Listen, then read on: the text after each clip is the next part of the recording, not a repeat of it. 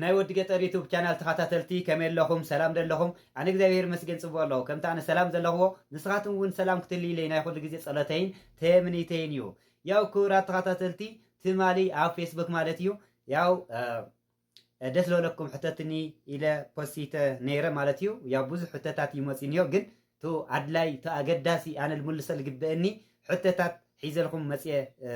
ያው መልሲ ሒዘልኩም መጽኒኹ እና ክቡራት ተኸታተልቲ እስኪ ኣቱም ጋጋሽ ዝኾንኩም ላብ ገዛና ማለት እዩ ሰብስክራይብ ላልኩም እተዩ ኣቱም ነባራት ድማ ላይክ ላገርኩም እዚ ቪድዮ ያው ተሓዋወርና ይኹም እና እስቲ ምና መጀመርያ እስኪ ና ቦሪ ሕተ ክምልስ እየ ማለት እዩ። ያው ቦሪ ገብረ ዚያር ዝሓተተኒ ሕተ ማለት እዩ ክንደይ ኣዋልድ ድንግልናን ወሲድኻየን ግድን ጀክ ነግራ ያው ሕተ ስለዝኾነ ያው ክምልስ እየ ችግር ኣለዎ ይኾነ ያው ድንግልና ማለት እዩ ክልተ ሰዲደ ቦሪ ሓወይ ክልተ ድንግልና እሺ ካልኣይ ሕተ ማለት እዩ ገኒ ጓል ዓለም እንታይ ኻ እያ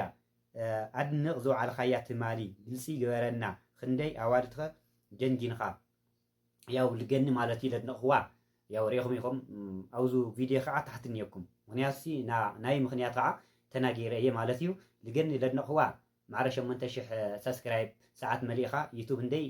ድኻም ከም ዘለዎ ተረዲየ እየ በቃ ይዘ ክበርትዕ ላ ከዓ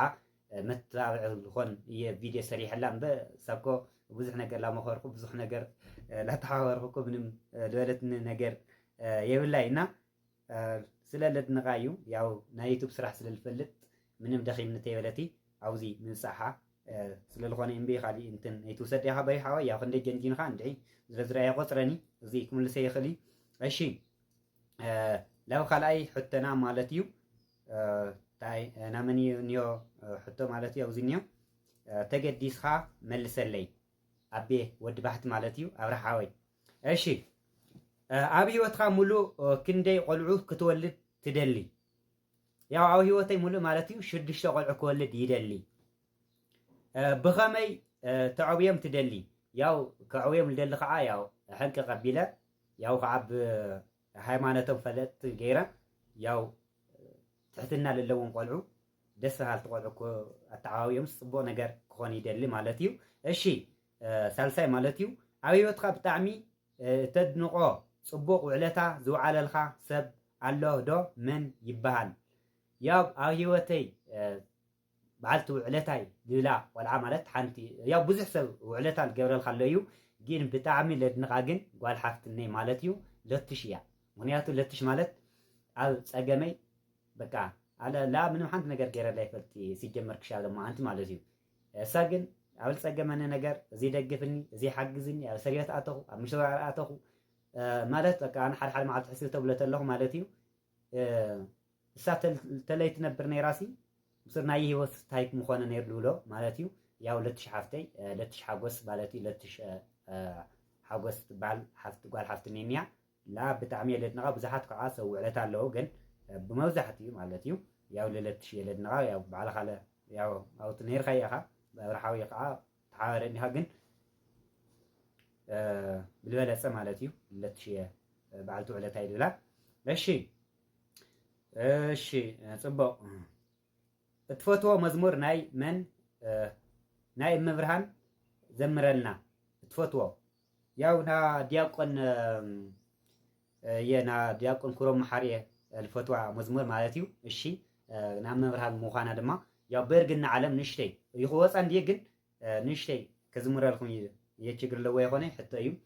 እሺ በርግና ዓለም ብቑልዕነት ገዳም ኮይንለይ ወተይ ዝተመለ ድኻም ለምንለይ ድንግል ክወፅእካ መርገም በርገና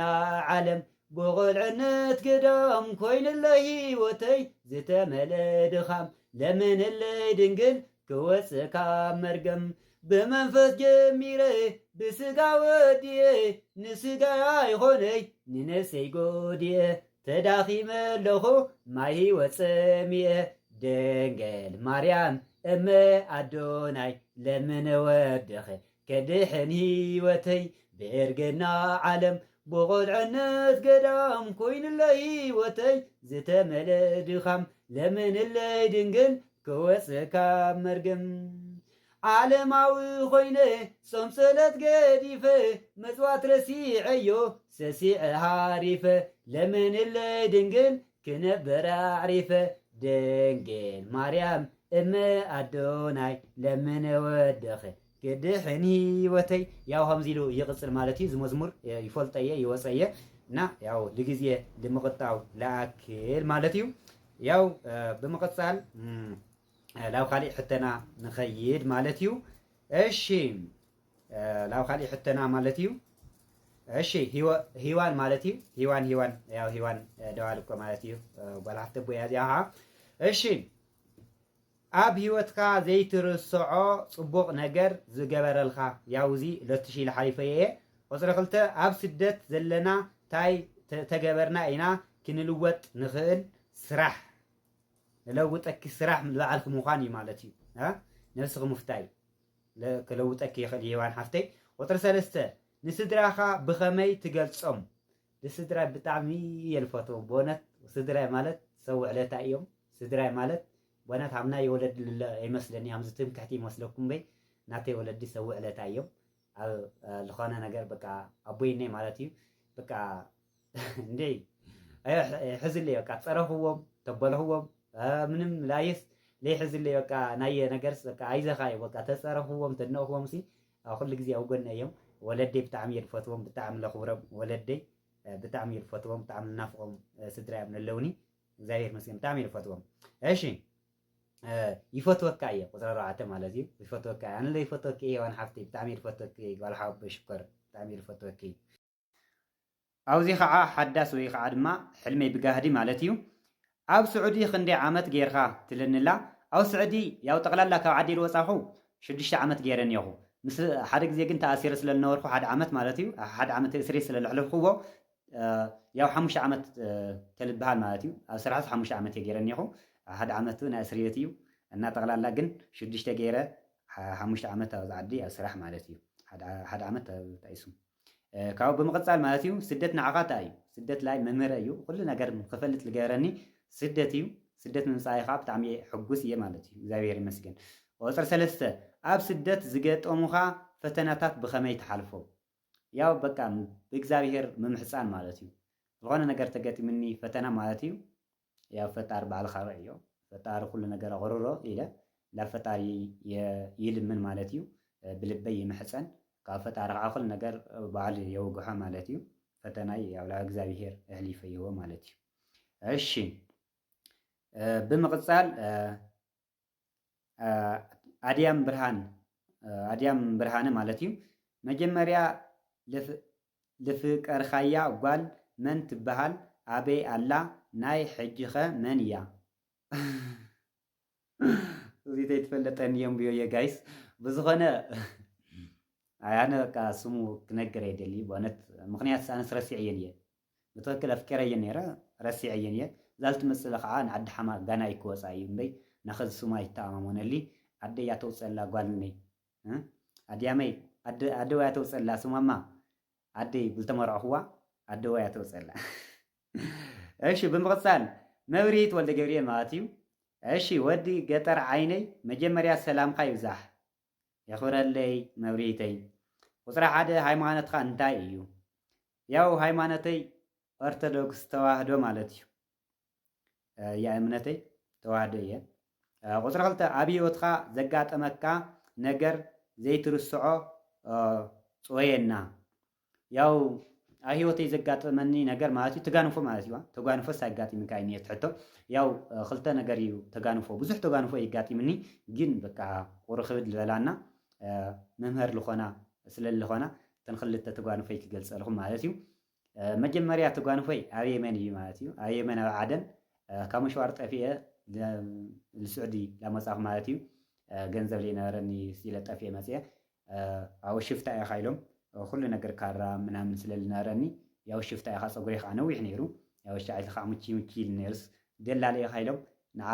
ካብ መን ሖሺኻ ናብ መን ደላሊ ኢኻ ኢሎም አንጋላት ዕልዋዓልኒ ያው ክሻብ ቅትለት ልወፃሕ ኩላ ኣብ ክሻብ ክሳደይ ሓኒቆም ማለት እዩ። ላብ ሞት ለቃልዑኒ ዕለት 23 ይኾነ ዕለት 21 ጉንበት ማለት እዩ ማርያም እሳ ለይርስዓ ዕለት እያ ብጣዕሚ ከባድ ፈተነ ለጋጠመኒ ተጓንፎ ለይትርሳዕ ያው ዕለት 21 ከዓ ያው ኣብ ዝኽሪ ብሳላ ኣማላድነት ቅድስቲ ድንግል ማርያም ስለልወፃኹ ኣይርሳዓይ ማለት እዩ ያው ዕለት 21 ግንቦት ማለት እዩ ብምቕፃል ኣብ ስዕዲ ማለት እዩ ያው ተሓንቲ ተጓንፎ ድማ ያው ኣብ ስዕዲ ማለት እዩ ኣብ ውሽጢ ስዕዲ ኣብ ስራሕ ኢና ውዒልና ኣብ ስራሕ ውዒልና ምሸት ሰዓት 11 ኮይኑ ካብ ስራሕ ተፈዲስና ማለት እዮም መዓልታዊ ስራሕና ለጋጠመትኒ ያው ብዙሓት ሰባት ኳ ወጊዐኩም ክኾን እየ በኣ ማለት እዩ ሓደ ቤተሰበይ ነይሩስ ልብጋላ ክኸድ እየ ይብለኒ እሞ ካብኡ ኣነ ሳባ ኢና ውዒልና ኣብ ስሚንቶ ኢና ውዒልና ኩሉ ነብስናስ ስሚንቶ ብስሚንቶ ኢና ኮይና ካብኡ ዝወዲ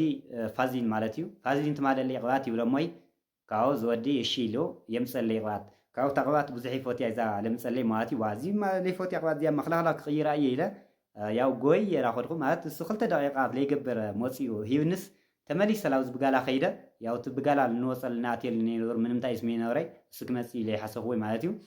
ያው እታ ቅብኣት ሒዘ ላጎየኹ እቲ በዓል ብጋላ ሽንዲ የብለለ ኣለኹ እሞ እዚኣ ማይደልዋ ካሊእ ቅብኣት ዝደሊ ኢለ ኣብኡ ነይሮም ሽርጣታት ነይሮም ማለት እዩ ያው ዝብጋላ ዓፅዮም ሒዞም ኣብኡ ፍንጭ ኣይለወልኒ መዓልቲ ማለት እዩ ብስንኪ እዛ ቅብኣት ሰኣነ ቅብኣት እሺ ኢለ ሰኣን ምቕባለይ ማለት እዩ ያው ብዛ ቅብኣት ማለት እዩ ተትሒዘ ዓደየ ኸይደ ማለት እዩ ከአዲስ አበባ ወሪደ ማለት እዩ እና ብስንኪ እዛ ቅብኣት ክሻብ ከዚ ማለት እዩ እሞነይ ትእመኑ 3 ዓመተይ ተመሊሰ ብጋላ ኣትየ ይፈልጢ ብስንኪ እዩ ማለት እዩ ያው ሓደ ነገር ፈተና እኳ ዝፅቡቕካ ክኾን ክኽእል እዩ ፈተና ፅቡቕ ዝብሎ እዚ ስለዝኾነ እዩ ሓደ ፈተና ብጣዕሚ ኣብ ሂወትካ ብጣዕሚ እዮም ዝሰርሑልካ ከዚ ግን ለብጋላ ምኻድ የለይ ወላ ዝኾነ ተጠሚካ ስለኾነ ባንጋል ወይ ዝኾነ ታይስም ኸይድካ ምፀለይልካ ትልምን ወይ ጉባ ካፊልካ ትምፅካ ብጋላ እምበይ ብጋላ ብስንኪ እዛ ቅብኣት ኣይኸዲ ማለት እዩ እና እዚኣ ትመስል ተኻሊእቲ ተጓንፎይ ያው ብፍላይ ወዳት ኣሕዋተይ ናብ ብጋላ ስእልኩም ኣይትኸዱ ብደንቢ ጥንቃቐ ይግበሩ ብስንኪ ቅብኣት ነገር ጎዲልና ማለት እዩ እሺ ብምቕፃል ገኒ ዓለም ማለት እዩ ገኒ ጓል ዓለም እሺ መጀመርያ ብዙሕ እየ ዝፈትወካ ናተይ ኣብ ዝለዓለ ደረጃ በፂሕኻ ክርኢ ይደሊ እየ ሕተይ እሺ የቐኒየለይ ገኒ ሓፍተይ እሺ ቁፅሪ 1 ኣብ ስደት ዘለና ኣሕዋትካ ብሓንቲ ቃል ግለፀና ብጣዕሚ ዝፈትወኩም ብፍላይ ኣብ ስደት ልለሰብ ምክንያቱ ኣነ ኣብ ስደት ልለሰብ ዓርከ እዩ ምክንያቱ ናይ ፀገም ክርዳእ ልኽእል ናይ በቃ ዝኾነ ነገር ክብል ተደልየሲ ናብ ስደት ሰብ ክርደለይ ልኽእል ማለት እዩ ኣብ ስደት ዘለኹም ኣሕዋተይ ብምልእኹም ይፈትወኩም እዩ ምክንያቱ ንስኻትኩም ኣብ ስደት ልለሰብ ስዒሩ ክሓልፈሉ ስለልደሊ ፃዕርዓር ልብል ሰብ ከዓ ብጣዕሚ እየ ዝፈቱ ኣነ ፃዕራም ሰብ ብጣዕሚ ስለዝፈቲ ኣብ ፃዕሪ ዘለኹም ኣሕዋተይ ኣብ ስደት ዘለኹም ኣሕዋተይ ብጣዕሚ እየ ዝፈትወኩም እሺ ቁፅሪ 2 ኣብ ሂወትካ ዘይትርስዖ ተጓንፎ እንታይ እዩ ያው ተጓንፎይ ተናጊረ እየ ካሳተን እየንተን ሂወተይ ብዙሕ ተጓንፎ እዩ ኣብ ሂወተይ ግን እዛን ተናገርዎን ማለት እዩ ያው ቁፅሪ 3 ማለት እዩ ካብ ደቂ ሰባት ዘፅለካ ባህሪ እንታይ እዩ ያው ኣብ ደቂ ሰባት ዘፅለኒ ባህሪ ማለት እዩ ኣስመሳይ ሰብ ብጣዕሚ ዘፅለኒ ማለት እዩ ኣስመሳይ ሰብ ማለት እዩ ካብኡ ካልኣይ ከዓ ዝኾነ ነገርሲ በቃ ልፈልጦ ነገር ለይብሉ በቃ 4 ነጥብ ለይተዓፅየ ማለት እዩ በቃ እዚ ኢሉ ለንሰብ ማለት እዩ በቃ ዘይ ሓቃዊ በቃ ተይረጋገፅ ልናገር ሰብ ብጣዕሚ ለፅለኒ ማለት እዩ ኣረጋጊፁ ሓቃዊ ሓቂ ይፈትየ እና በቃ ልሕሺ ሰብና ኣስመሳይ ሰብ ብጣዕሚ እዩ ለፅለኒ ይበልናኪ እሺ ቁፅሪ 4 ኣብ ባዕልኻ ደስ ዝብለካ እንታይ እዩ ኣብ ባዕለይ ደስ ዝብለኒ ዓርሲ እምነተይ በቃ ዓርሲ እምነተይ ብጣዕሚ እየ ዝፈትዮ ዓርሲ እምነተይ ማለት እዩ እሺ ቁፅሪ 5 ኣብ ስደት ክንደይ ገይርካ ያው እዚ ለገሊፀ እየ ያው ጠቕላላ ኩሉ 6 ዓመት ማለት እዩ እሺ ብምቕፃል ኣብዚ ማኩ ጓል ገርየ ኣብዚ ታትለና ወዲ ገጠር ኢልኩም ፀውዕኒ ዝበልካ ምክንያት እንታይ እዩ ወዲ ገጠር ኢልኩም ፀውዕኒ ዝበልክዎ ምክንያት ያው ናይ ገጠር ህያባት ደስ ስለለኒ ወዲ ገጠር ስለዝኾንኹ ካብኡ ድማ ያው ታው ምክለክ ምክንያቱ ናይ ከተማ ነገርስ ፅቡቕ እዩ ከተማ ምዕባለ ፅቡቕ እንድዩ ግን ኣነ ገጠር ስለ ደስ ዝብለኒ በቃ ና ገጠር ሰብ ስለ ደስ ዝብለኒ ና ገጠር ሰብ ፍቅሪ ስለለዎ ና ገጠር ሰብ ሓልየት ስለለዎ ኣረኣይ ፅቡቕ ካብኡ ርሂፅ በላዕ በቃ ፈጣር ኣማን እግዚኣብሔር ስለ ዝኾነ ወዲ ገጠር ብምዃነይ እግዚኣብሔር ይመስገን ወዲ ገጠር ለበለኒ ከዓ እዚ ክንዚ እዩ ኣብ ገጠር ሸዊት ኣሎ መዓር ኣሎ እኽሊ ኣሎ ኩሉ ነገር ካብ ገጠር ከም ንመፅእ ትያዋት ኣይርሳዕይ እዚ ኩሉ ነገር ልምስከሮ እዩ እና ወዲ ገጠር ከዓ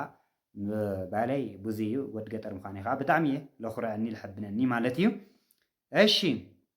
ሕቶታትኩም ብጣዕሚ እዩ ብዙሕ ሕቶታትኩም ብጣዕሚ እዩ ብዙሕ ግን ክቕፅል ችግር ኣለዎ ይኾነይ እሺ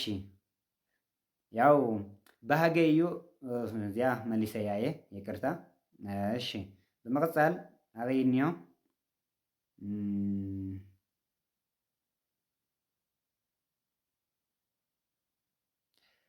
ኣብረህት ማለት እዩ መጀመርታ ሰላምካ ይብዛሕ ክቡር ሓወይላትና ማለት እዩ ኣብረህት ታደሰ እሺ ቀዳማይ ስደት ማለት ንዓኻ እንታይ እዩ ስደት ማለት ንዓይ መምህረ እዩ ገሊፀየ እዚ ማለተይ ብኸመይ ትገልጾ ያው ስደት ላይ ጽቡቕ እዩ እግዚአብሔር መስገን ስደት ላይ ከም ዓብይ መምህረ እዩ ማለት እዩ ማለት ንሕና ክሻብሻብ ናይ ክፍሊ ተምሂረ እየ ግን ኩሉ ነገር ክፈልጥ ገረን ግን ስደት ምውፅእ እዩ ማለት እዩ እሺ ቁፅሪ 2 ዝኾነ ፈተና ከጋጥመካ ተሎ ብኸመይ ትፈትሖ ያው እዚ ለዓንቶ ገሊፀየ ብጸሎት ማለት እዩ ለእግዚአብሔር ይቃርብ ቁፅሪ 3 ኣብ ስደት ዘለና ብዘይ ጠቅብ ንናደድ እሞ እንታይ ትመኽረና ያው ትንድት ትብል ተለኹም ዝሕል በለ ማይ ስተዩ ካብኡ ከዓ ያው እትናደድ ተለኻስ ምርግጋዕ ጽቡቕ እዩ ምክንያቱ ምስትውዓል ጽቡቕ እዩ ህድእ ምባል ጽቡቕ እዩ ህድእ ትብል ኔርኩም ኩሉ ነገር ወሰንቲ ትኾኑ የብልኹም ምክንያት ነገራት ተቐይሩ ክፀንሐካ ስለ ዝኽእል ያው ህዳት የድሊ ያው ኩልና ልለይ ድዩ ምንዳድ ምብስጫይ ብፍላይ ኣብዚ ዓዲ ንእሽተይ ጨጎራኻ ርቕቕ ትብል እያ እና በቃ ህዲ ኢልኻ ማይኻ ስቲ ኢልኻ ትርግጊ ኢልኻ ዝኾነ ንባባት ተንብብ ካብኡ ከዓ ዝኾነ መዝሙር ምስማዕ ጽቡቕ እዩ ወይ ከዓ ስብከት ጽቡቕ እዩ ምክንያቱ ኣብኡ ኢሉ ኣሎ ናይና ህይወት ኣብ ስብከት ኣብ መፅሓፍ ቅዱስ ስለልሎ ያው እዚኣቶም ላብ ምንባብ ወይ ድማ ላብ መዝሙር ምስማዕ ይበልፅ ማለት እዩ እሺ ያው ክቡራት ተኸታተልቲ ያው ላወዳእና ኢና ገዲም ሕተና ማለት እዩ እና ክቡራት ተኸታተልቲ ያው ኣብዚኣ ኒያ ክልተ ሕቶ ናብ መጨረሻ ክምልሰልኩሞ ያው መደባትና ንዓፂና ማለት እዩ እና እስኪ ምንባር ንዘለካ ምፍቃር ልትብል ሓፍትና ዝሓተተትኒ ሕቶ ማለት እዩ ፍቕሪ ሒዝካ ይፈልጥ ዶ ያው ፍቕሪ ይሕዘኒ ኖርማል እዩ የሰብ እንድየ ፍቕሪ ይሕዘኒ እዩ ኖርማል እዩ ግን ተፍቅር ሞ ዝኾነ ነገር ይገጥመካ በቃ መሳናኽል ይገጥመካ ሞይ ብኡ ጌርካ ትዕንቀፍ ይቃሪ ይፈርሰካ ገለ ያው ብፍላይ ኣብዚ ዓዲ እዚ ብዙሕ ግዜ ተፍቅር ሞ ብዙሕ ግዜ ለይትሟቻቸ ትኽእል ኢኻ እና ብፍላይ ስደት ፍቕሪ ከቢድ እዩ ናይ የፍቅር እየ ኖርማል እዩ ይፈርሰኒ የፍቅር የፈርሰኒ ከምታት እዩ ናይ ህይወት ከዓ ብፍላይ ፍቕርሲ ቃኒዕኒ ይፈልጥ እምበር ብጣዕሚ እየ ለፍቅር ማለት እዩ እሺ ቁፅሪ 2 ስደት ንዓኻታ እዩ ያው ስደት መምህረይ ኢለ ሓሊፈየ አንቶ ቁፅሪ 3 ካብ ስደት ታይ ከሲብካ ያው ካብ ስደት ለከሰብዎ ከዓ ያው እግዚአብሔር መስገን ላይ ስደት መክሰበ እዩ ምክንያቱሲ ፃማ ረሃፅ ክወሲ ክሻብ ከዚ የጎደለይ ክሻብ ከዚ ኣብ ስራሕ እኒኹ እግዚአብሔር መስገን ካብኡ ከዓ ወለደይ ኣሕዋተይ ኮታስ ቤተሰብ ዝኾነ ነገር ደገፍ ስለልገብር እግዚአብሔር መስገን ላየ ከም ክስበ እዩ እምበይ ስደት ዳርጋ ኣይከሰርኹ ክበሃል ይግባእ ማለት እዩ ኣብ ባዕለይ ኣብ ህይወተይ እና ክቡራት ተኸታተልተይ ያው መልስኹም ተመሊስኩም ተስፋ ይገብር ያው ብዚ ኔጋቲቭ ለለኹም ብዙሕ ኔጋቲቭ ለሎ ነገር ኣሎ ግን ብዙሕ ኣብ ዝኸ ሰዓት ክምልሰለ ይደሊ ኒዮ በቃ ስልኻ ምልጋፅ ገለ ለምፃኹሞ ነገራት ምንም እዚ ኢልኹም ኣይጠፍአኩም ኣብ ምንታይ ኩነታት ኣምለኹ ከዓ ትፈልጡ ኢኹም እና ክቡራት ተኸታተልተይ ያው ብመልሰይ ዓግይኹም ትኾኑ ተስፋ ይገብር ያው ንበዓል ማስቲካ ይቅርታ ትሕተታት ኣድንቐትኩም ብጣዕሚ ተቐቢለ እየ ትሕተታት ግን እዚ ከዚ ክምልሶ ኣይከኣልኺ ማስቲካ ዝኾነ ግዜ ማለት እዩ ብዙሓት ኣለኹም ብጣዕሚ ኣድናቐተይ ብጣዕሚ ፈተውተይ ለኽብረኩም ኣሕዋተይ ኣለኹም እና ያው እዚ ይኣክል እዩ ናሎማዓንቲ እዚ ይኣክል እዩ ብካሊእ መደብ ከዓ ካሊእ መደብ ሒዘልኩም ክመፅእ እየ ብጣዕሚ እየ ለመስግነኩም ብጣዕሚ እየ ዝፈትወኩም ማሸይ ብጣዕሚ እየ